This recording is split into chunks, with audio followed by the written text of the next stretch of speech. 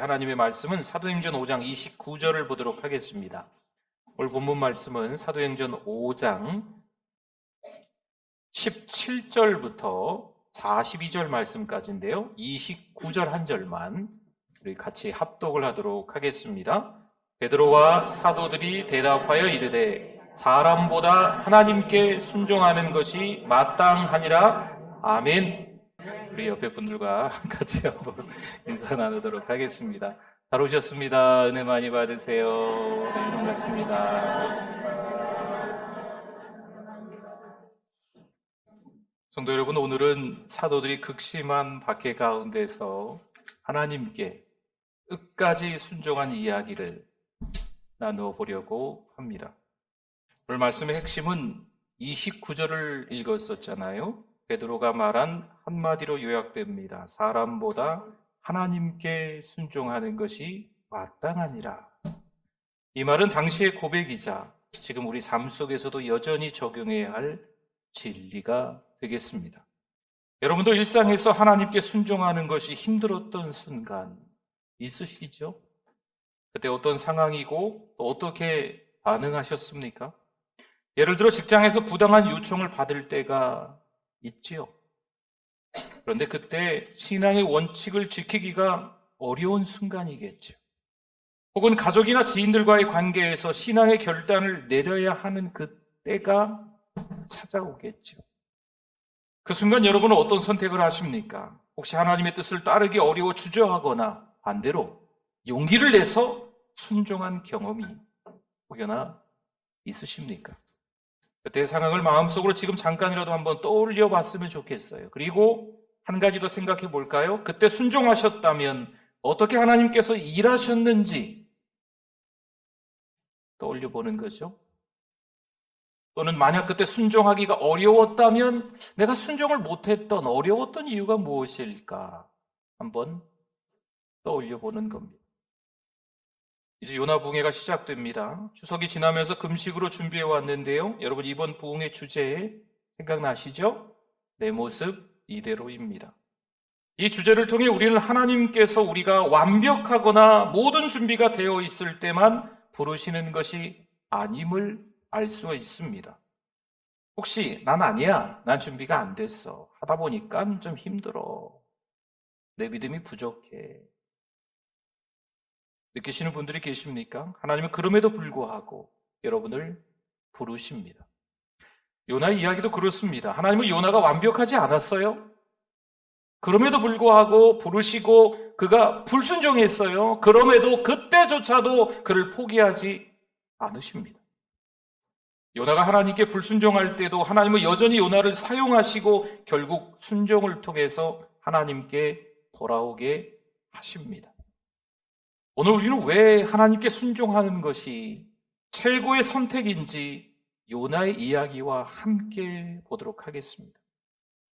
17절, 18절인데요. 같이 한번 읽어주십시오. 대제사장과 그와 함께 있는 사람, 즉 사두개인의 당파가 다 마음에 시기가 가득하여 일어나서 사도들을 잡아다가 옥에 가두었더니 아멘. 대제사장과 사두개인들이 사도들의 사역을 시기해서 그들을 감옥에 가두었다. 성경이 말씀하고 있습니다. 성도 여러분, 우리가 하나님의 일을 할 때 세상의 저항과 박해는요 피할 수 없습니다. 있다는 거지요.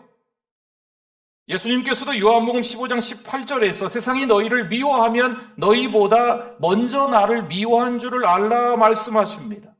세상은요 하나님의 진리를 전하는 자들을 미워하고 억압하려 합니다.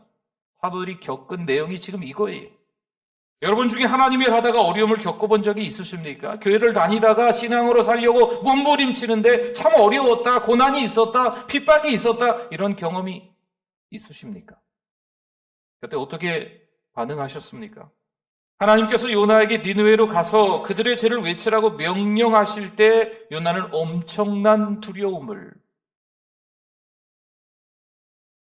스트레스를 받는 거죠. 왜냐하면 니느웨는요 잔인하고 강력한 도시로 악명이 높았습니다.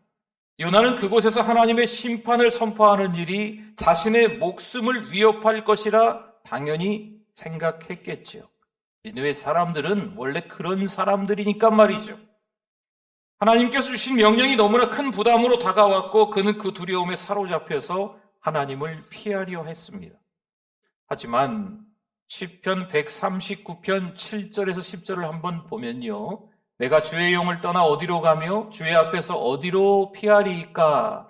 내가 하늘에 올라갈지라도 거기 계시며 수월에 내 자리를 펼지라도 거기 계시니이다. 내가 새벽 날개를 치며 바다 끝에 가서 거주할지라도 거기서도 주의 손이 나를 인도하시며 주의 오른손이 나를 붙드시리이다. 아멘. 아무리 두려워도 하나님을 피할 수가 있다 없다? 없다는 이야기죠. 우리도 가끔 하나님의 부르심 앞에서 이렇게 두려움을 느낄 때가 있습니다. 요나처럼 우리의 약함과 불안을 감당하기 어려워 도망치고 싶은 순간이 찾아올 수 있습니다. 요나가 느꼈던 두려움은요, 우리 모두가 신앙생활하는 가운데 마주하는 현실적인 감정입니다. 현실적으로 내가 그런 마음이 든다니까요. 큰 스트레스로 그런 두려움이 찾아온다니까요. 반대로 사도들은 요나와는 달리 그 두려움을 이겨내요. 오늘 본문에 나오는 사도들을 말씀하고 있는 거예요. 그들도 박해와 위협 가운데 있었지요. 감옥에 갇히고 채찍질을 당하며 목숨까지 위태로웠습니다. 분명히 그들도 두려움이라는 것을, 현실적인 감정을 왜 안 느꼈겠습니까? 하지만 요한복음 16장 33절에서 우리 주님이 말씀하시죠. 이것을 너희에게 이르는 것은 너희로 내 안에서 평안을 누리게 하려 함이라. 세상에서는 너희가 뭘 당해요? 환난을 당하나 담대하라. 내가 세상을 이기었노라. 아멘. 사도들은 이 말씀을 믿고 두려움을 이겨낸 거죠. 바로 하나님의 약속과 그리스도의 부활에 대한 확신 때문입니다. 그들은 예수님께서 부활하신 것을 직접 목격하고 그 경험은 그들의 두려움을 압도할 만큼 강력한 믿음으로 심어줬던 거예요. 29절에서 베드로가 당당하게 말하죠. 사람보다 하나님께 순종하는 것이 마땅하니라. 아멘. 그들은 세상의 위협보다 하나님의 그 부르심이 더 크다는 것을 믿고 그 믿음은요, 두려움을 넘어설 수 있는 힘을 준 거죠. 요나가 느낀 두려움과 사도들이 보여준 그 용기 사이의 차이를 통해서 우리가 깨달을 수가 있습니다. 성도 여러분, 우리의 삶 가운데 두려움이 찾아올 때 사도들처럼 하나님의 약속을 붙들고 두려움을 이길 수 있습니다. 요나처럼 처음에는 도망가고 싶을지라도 결국 하나님의 계획 속에서 순종할 수 있다는 희망이 말씀을 통해 보니까 우리에게 있습니다. 여기서 우리가 배울 수 있는 중요한 교훈이 무엇일까요? 하나님께서 우리에게 무언가를 요구하실 때 사실 우리의 첫 반응이 두려움일 수 있어요. 나는 부족한데, 약함일 수도 있지요. 불순종이 될 수도 있어요. 그럼에도 불구하고 사도들처럼 우리가 용기를 내야 한다는 거죠. 설교의 황제라고 불렸던 찰스 스펄전 목사님, 설교의 황태자, 황제 이렇게 불렸던 찰스 스펄전 목사님이 그의 설교에서 신앙을 지키는 것은 때론 큰 박해를 감수하는 일이다 라고 자주 반복해서 이야기하는 것을 볼 수 있습니다. 여러분 어떠세요? 여러분도 하나님의 일을 하다가 어려움을 겪으시죠? 신앙으로 살면서 갈등이 찾아오시죠? 그때 어떤 선택을 하십니까? 복음을 전하거나 신앙을 지키려고 하면 반대에 부딪힐 수 있습니다. 여러분 그러나 기억하십시오. 하나님께 순종하는 일이 사람들의 반대보다 더 중요합니다. 우리는 세상의 시선보다 하나님께서 기뻐하시는 삶을 선택해야 합니다. 다음으로 19절과 20절을 한번 읽어볼까요? 같이 읽습니다. 주의 사자가 밤에 옥문을 열고 끌어내어 이르되 가서 성전에 서서 이 생명의 말씀을 다 백성에게 말하라 하매 아멘. 사도들이 감옥에 갇혔을 때요, 하나님은 천사를 보내어 그들을 구출하십니다. 여러분도 인생의 감옥 같은 상황에 처해 본 적이 있으시겠죠? 그때 하나님께서 여러분을 구원하실 것을 믿습니까? 사도들이 감옥에 갇혔을 때 하나님께서 천사를 보내어 그들을 구출하시고 다시 복음을 전할 기회를 주십니다. 요나 역시 불순종의 대가로 바다에 던져지지만 하나님은 큰 물고기를 예비하셔서 그를 구원하십니다. 두 이야기 모두에서 공통점이 있다는 거예요. 하나님께서 순종을 요구하시며 우리의 약함과 잘못 가운데서도 여전히 구원의 손길을 내미신다. 이게 두 이야기의 공통점인 거예요.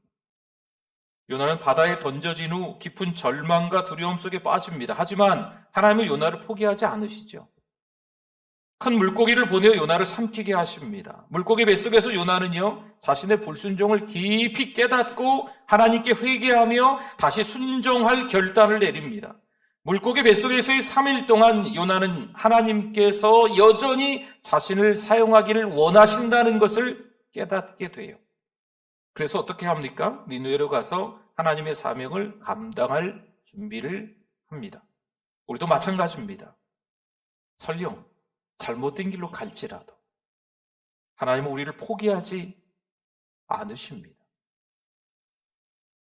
우리가 회개하기를 기다리시며 다시 사명을 주시고 회복의 기회를 주시는 분이십니다. 요나처럼 우리의 약함 속에서도 하나님은 여전히 우리를 통해서 일하기를 원하시는 분이십니다. 하나님은 우리가 처한 감옥 같은 상황에서도 끝까지 우리를 붙잡으시고 순종의 길로 인도하시는 줄 믿습니다. 그 다음 29절을 한번 또 볼까요? 같이 한번 읽어봅니다. 베드로와 사도들이 대답하여 이르되 사람보다 하나님께 순종하는 것이 마땅하니라. 아멘. 사도들이 다시 체포되어 대제사장들 앞에 서게 되지요. 그때 예수 그리스도의 이름으로 가르쳤다는 이유로 비난을 받습니다. 하지만 베드로와 다른 사도들은요, 이에 굴하지 않고 당당하게 말하죠. 사람보다 하나님께 순종하는 것이 더 중요하다. 여러분은 일상 가운데서 하나님의 명령과 세상의 요구 사이에서 갈등한 적이 있으십니까? 누가 봐도 이 세상을 선택하는 것이 합리적인 거지요. 아주 적은 사람들이 오히려 신앙으로 살아가기를 원하고 있는 거예요. 어떤 선택을 하시겠습니까? 사도들의 순종은요, 단순한 인간의 결단이 아니라 하나님의 계획에 따라 사람들의 마음을 변화시키는 도구로 사용됩니다.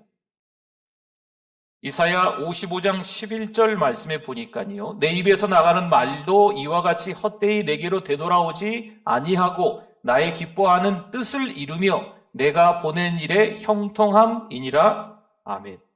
이 말씀처럼 하나님의 말씀은요, 반드시 그 뜻을 이루세요. 요나 이야기에서도 하나님께서 그에게 니느웨로 가라고 명령하실 때 요나는 두려움에 도망갑니다. 하지만 결국 순종하고 그 결과로 니느웨 사람들은 회개하며 구원을 받습니다. 여러분, 하나님의 말씀은 헛되지 않아요. 그분의 계획은요, 반드시 이루어집니다. 성도 여러분, 우리도 순종할 때 하나님께서 우리의 순종을 통해 이 세상을 변화시킬 줄 믿습니다. 아이고, 내가 무슨 일을, 내 건강도 좀, 가진 것도 별로 없는데, 재주도 없는데, 말주변도 없는데 뭐 어쩌하겠나. 그러나 하나님께서 우리를 사용하기를 원하신다면 우리가 순종해야만 해요. 그러면 이 세상을 우리를 통해서 변화시킬 줄 믿습니다. 여러분도 요나처럼 주저하거나 도망치고 싶은 순간이 있겠지요. 가정에서, 직장에서 혹은 지인들과의 관계 속에서 하나님의 명령과 세상의 요구 사이에서 이리 갈까 저리 갈까, 이게 맞을까 저게 맞을까 갈등해 본 경험이 있으시겠죠. 우리는 때로 하나님의 뜻을 따르는 것이 두렵고 요나처럼 도망가고 싶을 때가 있습니다. 여러분은 없습니까? 그럴 때 우리는 사도들처럼, 그리고 요나처럼 하나님께 순종하는 것이 최선의 선택임을 기억하실 수 있기를 바랍니다. 우리의 결단을 통해 하나님께서 일하십니다. 20세기 최고의 설교자 중 한 명으로 꼽히는 마틴 로이드 존스 목사님이 계십니다. 그가 초기 교회의 순교자였던 폴리카비 이야기를 자주 말했는데요. 사도 요한의 제자로 알려진 이 폴리갑은 로마 당국으로부터 그리스도를 부인하라라는 명령을 듣게 됩니다. 지금 당장이라도 예수님을 안 믿겠다, 예수를 안 믿겠다 말하면, 부인하기만 하면 할아버지 당신을 살려주겠습니다 라고 이야기하는 거죠. 그때 폴리갑이 뭐라고 말했을까요? 끝까지 예수님을 부인하지 않아요. 내가 86년 동안 그분을 섬겼는데 어떻게 나의 구주를 부인할 수 있겠냐? 그 자리에서 순교합니다. 그는 자신의 모습 그대로 하나님 앞에 나아가 순종합니다. 38절, 39절을 이어서 다 같이 한번 더 읽어보겠습니다. 이제 내가 너희에게 말하노니 이 사람들을 상관하지 말고 버려두라. 이 사상과 이 소행이 사람으로부터 났으면 무너질 것이요 만일 하나님께로부터 났으면 너희가 그들을 무너뜨릴 수 없겠고 도리어 하나님을 대적하는 자가 될까 하노라 하니 아멘. 사도들이 죽음을 당할 위기에 처했을 때 가말리엘이라는 율법교사가 등장해서 그들을 오늘 여기 말씀처럼 변호하고 있는 겁니다. 하나님의 계획은 결코 인간의 노력으로 막을 수 없다며 아주 중요한 진리를 지금 이 가말리엘 율법교사가 말해주고 있는 거죠. 결국 하나님의 일은요, 그 어떤 방해에도 불구하고 반드시 이루어진다는 거죠. 하나님께서 요나에게 니느웨로 가라 명령하신 것은요, 하나님의 구원 계획 속에 있었던 일입니다. 요나의 두려움, 요나의 불순종, 그게 중요한 게 아니에요. 우리의 연약함, 이게 중요한 게 아니에요. 우리가 건강하지 못해, 이게 내가 가진 것이 능력이 별로 없는데, 이게 중요한 게 아니에요. 그럼에도 불구하고 하나님은 니느웨를 회개시키기 위한 계획을 포기하지 않으십니다. 준비가 안 됐네? 시원찮네? 다른 사람으로 내가 써야 되겠다. 하나님이 이러지 않으신다니까요. 결국 요나는 순종하고 니느웨는 하나님께로 돌아옵니다. 성도 여러분, 하나님의 계획은요, 반드시 이루어지는 줄 믿습니다. 잠언 19장 21절 말씀에 사람의 마음에는 많은 계획이 있어도 오직 여호와의 뜻만이 완전히 서리라. 아멘. 우리가 아무리 많은 계획을 세워도 결국 하나님의 뜻이 이루어져요. 뭐가 그렇게 생각이 많으신지, 뭐가 그렇게 계획이 많으신지, 뭘 그렇게 계산기를 많이 두들기시는지, 이게 더 나은지 저게 더 나은지 아주 속이 시끄럽습니다. 그거랑 상관이 없어요. 우리가 그 계획을 온전히 이해하지 못할 때도 하나님은 그분의 뜻을 이루십니다. 여러분, 하나님은 창조주고 우리는 피조물이에요. 하나님의 계획을 우리에게 설명한들 우리가 이해할 수 있겠습니까? 이해할 수 없는 게 당연하겠지요. 하나님의 일은 인간의 계획이나 방해로 멈추지 않습니다. 우리 한 절 더 볼까요? 41절 한번 같이 읽어봅니다. 사도들은 그 이름을 위하여 능력받는 일에 합당한 자로 여기심을 기뻐하면서 공회 앞을 떠나니라. 아멘. 여러분, 고난을 겪으시면서도 하나님께 순종하시고 그 속에서 기쁨을 느껴본 적이 있으십니까? 없으세요? 한번 떠올려 보십시오. 교회 다니는 것 때문에. 지금이 어느 시대인데 그런 일이 있겠습니까? 할 수 있겠지만 지금도 있습니다. 사도들은 채찍질을 당하고 풀려나지만 오히려 그 이름을 위하여 능력받는 일에 합당한 자로 여김을 기뻐하며 계속해서 복음을 전하게 됩니다.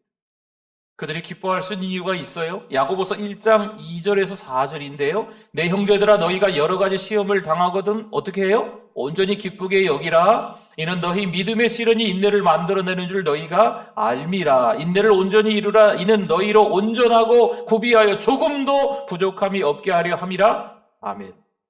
이 말씀. 사도들이 이 말씀을 믿었기 때문입니다.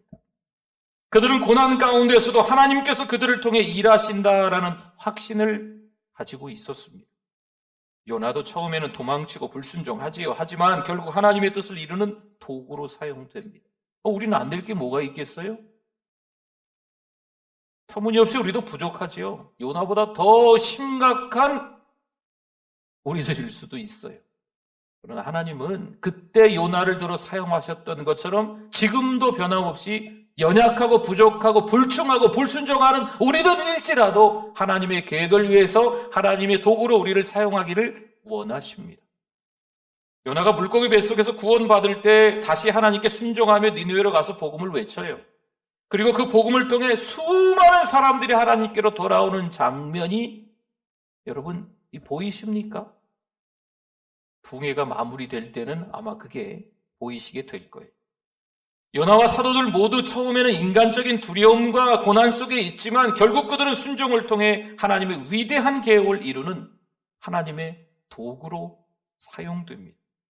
순종은요, 고난을 이기는 길이며 세상을 변화시키는 하나님의 방법입니다. 우리도 고난과 박해 가운데서 하나님의 사명을 감당할 때 그 과정 속에서 주님께서 일하신다는 기쁨을 경험할 수 있습니다. 이상한데. 이상하게 뭐가 이상해요? 하나님이 함께 하셔서 그런 거지. 기적인데. 당연히 하나님께서 하시는 일인데. 하나님의 뜻을 이루는 과정에서는 그 기쁨, 세상에서 얻을 수 있을까요? 없습니다. 세상에서 기쁨은 찰나적인 기쁨이지만 하나님께서 우리에게 주시는 기쁨은 그런 기쁨하고 차원이 다른 줄 믿습니다. 성도 여러분, 오늘 우리는 사도들이 박해 가운데서 끝까지 하나님께 순종하며 복음을 전한 이야기를 나누었습니다. 그들은 사람보다 하나님께 순종하는 것이 마땅하다라는 믿음을 가지고 세상의 위협에도 굴하지 않습니다. 우리도 그들과 같은 결단을 하셔야 될 때입니다. 세상의 요구에 굴복하지 마시고 하나님께 대한 절대적인 순종을 선택하실 수 있기를 바랍니다. 너무 세상 속에 빠져 있는 거예요. 너무 돈에 빠져 있는 거예요. 너무 건강에 빠져 있는, 너무 자식에 빠져 있는 거죠. 세상 속에서 어떻게 잘 먹고 잘 살아갈까? 남들과 비교해서 좀 더 나은 삶을 어떻게 하면 살아갈까? 거기만 너무 집중해서 빠져 있지 않나? 한번 돌이켜 생각해 보십시오. 오늘 말씀을 들으시면서 하나님께 순종하는 결단을 하신 분이 계십니까? 지금 이 자리에서 함께 기도하며 그 결단을 주님께 드리기 원합니다. 그리고 요나 이야기를 통해서 우리가 하나님 앞에 나아갈 때 우리 주제처럼, 주제가 뭐지요? 내 모습 이대로 나아가도 괜찮다는 사실을 기억하십시오. 하나님은 우리의 연약함과 부족함에도 불구하고 우리를 하나님의 도구로 사용하기를 원하십니다. 중요한 것은 우리가 그분의 부르심 앞에서 어떻게 하는 거예요? 순종하는 거죠. 여러분 놀라지 마세요. 이 요나 부흥회를 통해서 여러분이 발견하게 될 텐데 하나님은 순종하게끔 또 만드세요. 성도 여러분, 오늘 말씀을 통해 하나님께 순종하는 것이 얼마나 중요한지 다시 한번 깨닫습니다. 이제 여러분에게 질문합니다. 오늘 하나님께서 여러분에게 무엇을 요구하고 계실까요? 직장에서, 가정에서, 지인들과의 관계 속에서 분명 갈등이 있을 텐데 하나님께서 요구하시는 것이 무엇일까요? 순종하기를 주저하고 있는 부분이 혹시 있으십니까? 지금 이 순간 그 결단을 주님께 드리시기를 바랍니다. 작은 순종이라도 하나님께서 사용하실 위대한 도구가 됩니다. 여러분이 일상 가운데서 내리는 순종의 결단은요, 하나님의 나라를 세우는 아주 중요한 한 걸음 될 겁니다. 하나님은 여러분을 포기하지 않으세요. 우리 모두 내 모습 이대로 하나님께 나아가 순종할 때 하나님께서 우리를 통해 크신 일을 이루게 될 줄 믿습니다. 성도 여러분, 오늘 이 말씀을 마음에 새기시고 여러분의 삶 가운데서 하나님께 순종하는 것이 최고의 선택임을 다시 한번 말씀드립니다. 기억하십시오. 박해와 고난이 오겠죠. 누가 뭐라고 해도 욕 좀 먹겠죠. 아주 심한 갈등을 겪을 수도 있겠죠. 믿음이 이거밖에 안 되는데 갈등 겪는 거 당연하지 않겠습니까? 그럼에도 불구하고 우리는 그 속에서 하나님의 영광을 바라보며 오늘 본문에 나와 있는 사도들처럼 담대히 나아가야만 합니다. 주님께서 여러분과 함께 하시며 끝까지 믿음으로 승리하는 삶을 살게 해주실 줄 믿습니다. 우리 말씀을 기억하면서 우리 주여 한번 부르짖고 기도합니다. 주여, 하나님 아버지, 연약한, 부족한, 불충한, 불순종한, 아무 쓸데도 없는 우리들입니다. 그럼에도 불구하고 자녀 삼아주시고 하나님의 도구로 사용하신다니 어쩔 줄 모르겠습니다. 하나님, 이대로 좋을까요? 이렇게 부족한데 하나님, 이대로 하나님 앞에 쓰임받아도 될까요? 하나님께서 우리를 너무나도 많이 사랑하심을 기억해서 있는 모습 그대로 하나님께 나오게 하시고 다시 한번 성령의 능력으로 새 힘 얻어서 변화된 삶을 살아갈 수 있는 우리들 되게 하여 주시옵소서. 하나님 아버지, 은혜를 감사합니다. 오늘 이 시간도 하나님의 은혜를 알고 예배자 되게 해주심을 감사합니다. 사도들의 순종하는 모습들을 보며 그 박해 가운데서 담대히 복음을 전하는 모습을 보며 요나의 불순종이 우리들의 모습이구나 다시 한번 깨닫습니다. 그럼에도 불구하고 사도들을 사용하시고 요나를 다시 사용하셨던 것처럼 하나님 나라의 도구로 우리를 사용하시기를 원하는 줄 믿습니다. 그 말씀에 절대적인 순종으로 하나님 앞에 나아올 수 있는 우리들 되게 하여 주시옵소서. 이번 한 주간 그런 삶을 살기를 원합니다. 예수님의 이름으로 기도드립니다. 아멘.